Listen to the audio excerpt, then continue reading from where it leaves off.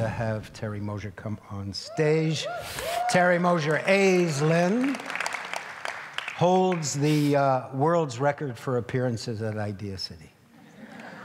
And the reason is, well, he's going to tell you what his business is. It's satire.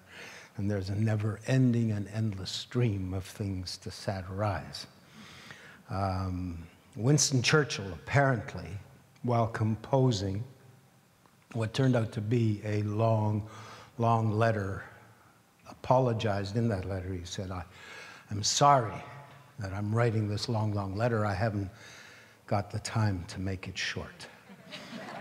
And what he was referring to was the art of compression, the art of getting it down, no matter how complex, to a few clear, crisp ideas and statements. So imagine the challenge for a political cartoonist who's got to get it down not only to a few statements and a few ideas, but down to a single frame. And in that frame, he has to allude to the hard reality, which is the source of the cartoon, and then whack it hard with a punchline. And then he's got to do that every day. That's Terry Mosher. That's AISLIN.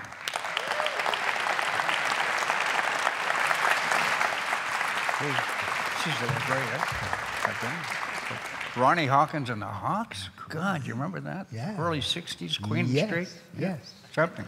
I want those guys to play at my wake. That was the last time music was any good. Come sit down, Terry. We good? What do you have for us? Okay. I'm hoping that this is... the guys upstairs have set this up for me properly. I hope it works. Okay. Yeah. Nice to see you all again. Thank you, Moses, for having me. I like the way he put that about the business, and I'm going to show you a lot of examples of that. But first of all, hey, congratulations, Canada. All right. Now, Dan Murphy appeared here in 2015, and he rocked the place. Cartoonist from Vancouver. He now lives in Ireland. He drew this yesterday and sent it to us today to greet IdeaCity. So there you go. A nice thing to do. But while we're at it, listen, why don't we build a wall, right? Everybody for that? This appeared in the Gazette after Donald Trump had certain things to say about Canada. And I drew the cartoon. It appeared, and it was one of the first cartoons ever where I got unanimous approval on the cartoon from readers. And they said, yeah, let's build a wall. But the cleverest, most Canadian one was the response. A woman said, no, let's build a hedge.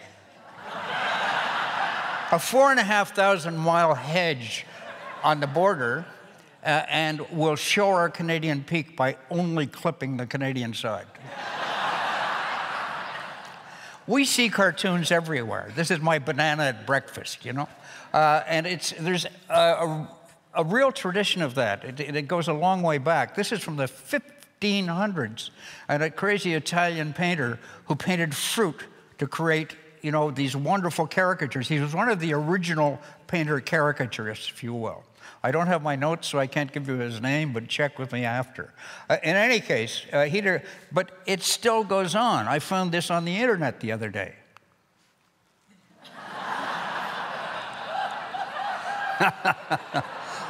Wonderful thing. And so much, the point of my talk is that that's where we're going. There's so much great graphic humor on the internet. This is a typical sort of cartoonist office, a laugh-a-minute kind of factory. Appeared in the New Yorker with a dog in the corner. Then half a world away, Kathy Wilcox in Australia drew her typical, oh, look at this.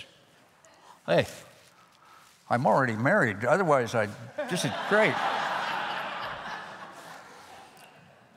Yeah, and so she's got there, and she's got her little dog too. But she's got her reference boxes in the back, and I love this. She has cheat boxes, we call them, with references for cartoons. Things like hats, noses, puns, eyebrows, pigs, little old ladies, and stuff that young people say. And that's where I think she got this cartoon, a brilliant thing. Scrabble, the next generation. And she can really tardy, too. She's wonderful. I mean, women get a big kick out of this next one.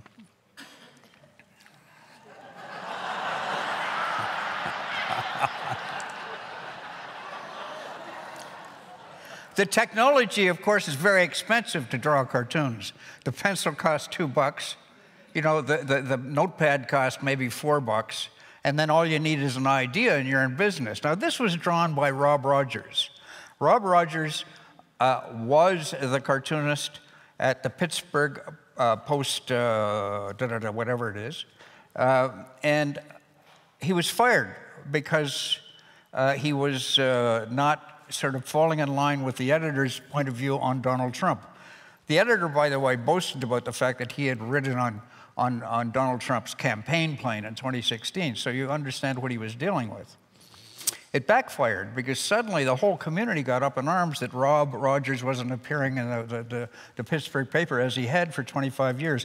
Even the mayor, who had been a target of Rogers, got upset and said, you know, they really should be holding on to him. Then it hit the national news. He was on CNN talking about all this. The New York Times got in touch and asked him if he would like to write an opinion piece, which he did. Now, the editors had claimed that he was too angry. I don't think he's angry. I think this is sort of close to reality. He's drawn, you know, the president sort of holding back little children with the refugees. So he's online now. You'll find Rob Rogers online, continuing to supply cartoons. Look him up and follow him, because that's what he really needs. That's the kind of support he needs. He's not alone. I mean, here's another Dan Murphy. So it's going on, another Dan Murphy here. I love this one.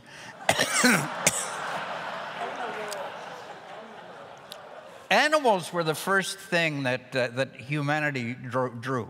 You know, you think of the Lascaux and Altemeyer and the cave paintings. And we still do it today, because, you know, my editors pondered this very carefully, whether to print this. I drew this a year ago, and they said, wow, you've really gone overboard on this one, Terry. I don't know. But they printed it anyway, and there was reaction, like, you've gone too far. This is the President of the United States. I was just ahead of the curve. Here's New York Magazine a couple of months ago. Ann Telness, the most brilliant spokesman for cartooning today in the United States.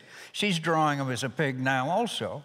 And then another cartoonist caught on to this, and he drew Trump as a pig, saying to Ann Telness, you're treating me badly, shut up and get back into the kitchen, or something. My favorite, perhaps, cartoon is by Clay Bennett. Uncle Sam, you know, doing the countdown on the presidency. And Bruce McKinnon the other day in Halifax, a Canadian, a brilliant cartoon of the meeting, of course.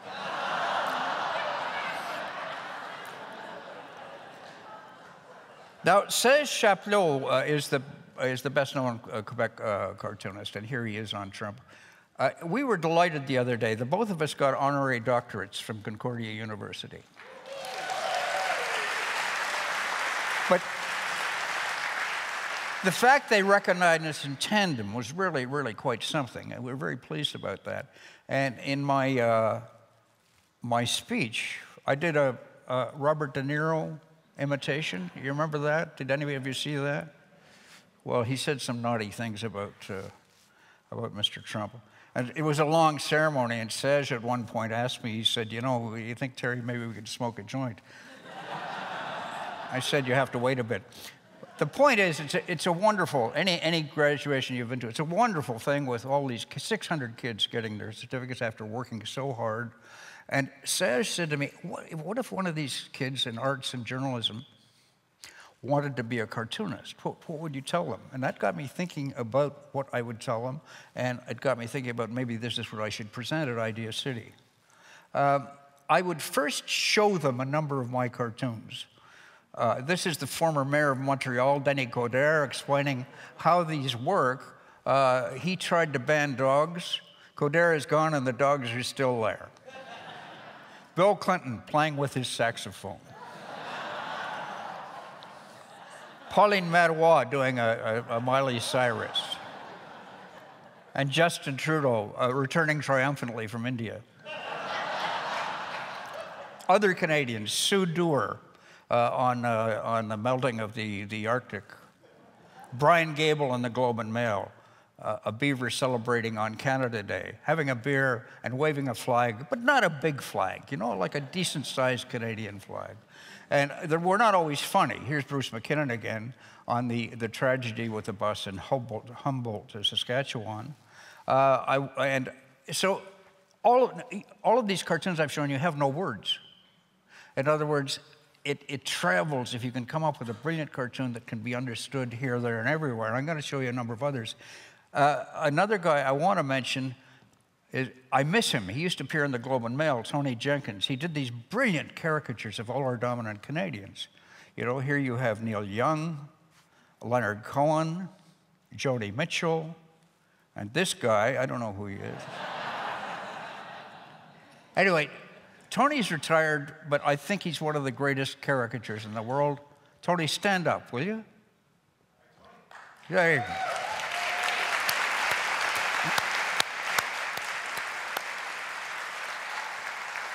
Another great one is Anita Kuntz, who's often here at IdeaCity. She's off trying to mail a painting somewhere, but this painting just sums it up. You know, the women, how they found themselves before the hashtag #MeToo, and thankfully things began to come out on this. But it's a brilliant cartoon with no words. So what do I tell kids about the possibility of making a living? Well, there are spectacular success stories. Banksy, right? I mean, he went from being this street artist, and now a print was stolen the other day worth $45,000. It's all very suspicious, but nevertheless, the guy he found a way to get out there and express himself, and love him or hate him, he's world famous with these really terrific caricatures. Portraying the establishment and all sorts of things. Brilliant stuff. This is in Russia, a drawing of Hitler, you think at first, and then take a careful look. And we laugh at our own world, too. A painting of Jackson Pollock's patient cleaning lady. All over the world, these things are getting done. Hold on just a second. Just adjust something a little bit here. There we go. That's better. Look at this. A Uruguayan cartoonist on the silent tsunami of hunger. A cartoonist in Malaysia surfing on all these sort of plastic bottles in the sea. A Cuban cartoon. Now remember, these are from all over the world, these people doing these brilliant things. We need to see more of these, and we're going to see them on the internet. The top cartoonist in Cuba, his name is Eddie's. Here, his image of a hand in a digital age. Another Cuban, Bolahan, one of the most famous of us in the world today, got around Cuba by moving to Mexico, where he could ply his trade, and there's a lot more freedom. I could give you a whole talk on the business of cartooning in Cuba, Iran, China. There is very good cartooning going on there. They just can't cartoon their leaders, but it's a whole other discussion. Maybe in another 5 years, who knows? Here his Bolahan's take on technology. Brilliant thing, a computer just slyly eating an encyclopedia. A Turkish cartoonist by the name of Arslan on the never-ending worldwide plight of the refugees. Ignat, a very well-known cartoons on poverty. Again, gorgeous thing, gorgeous drawing. Pierzki in Poland on the emerging control of matters by women. Thank God, you know. Please take over, please. Ilya Katz in Israel on everyone's ordinary struggle. So many powerful images on the plight of the ordinary person that are immediately understood anywhere. Look at this guy. This guy is a delight. I wish we had him here. He's one of the most astonishing caricaturists in the world. His name is David Rowe, and he works in Australia. Here he's drawn the Rolling Stones giving a concert with some middle-aged woman throwing their bloomers on the stage.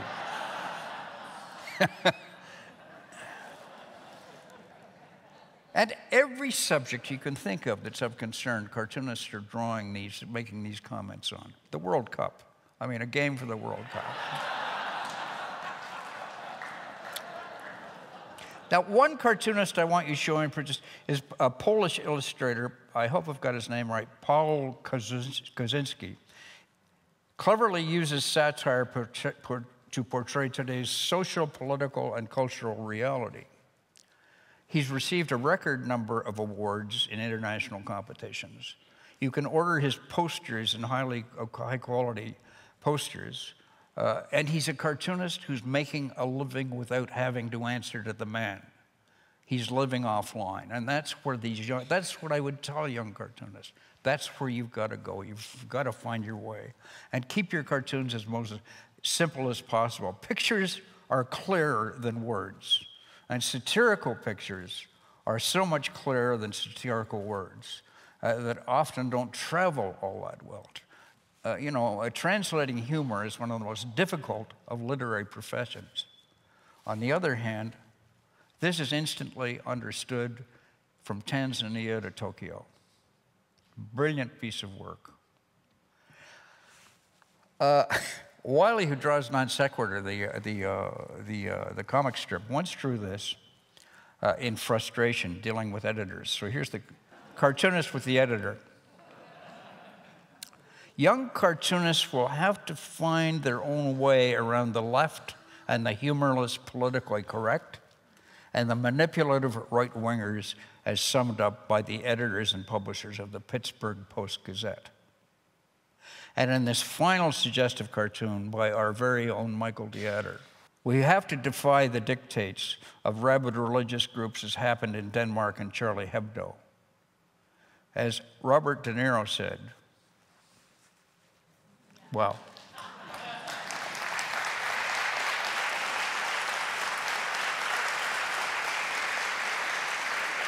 5 seconds, Moses. You caught me back there because you've never finished on time before. I want to do one thing with the audience. You don't mind? Hmm? I got a cartoon idea while I was sitting there. Everybody take out their phones.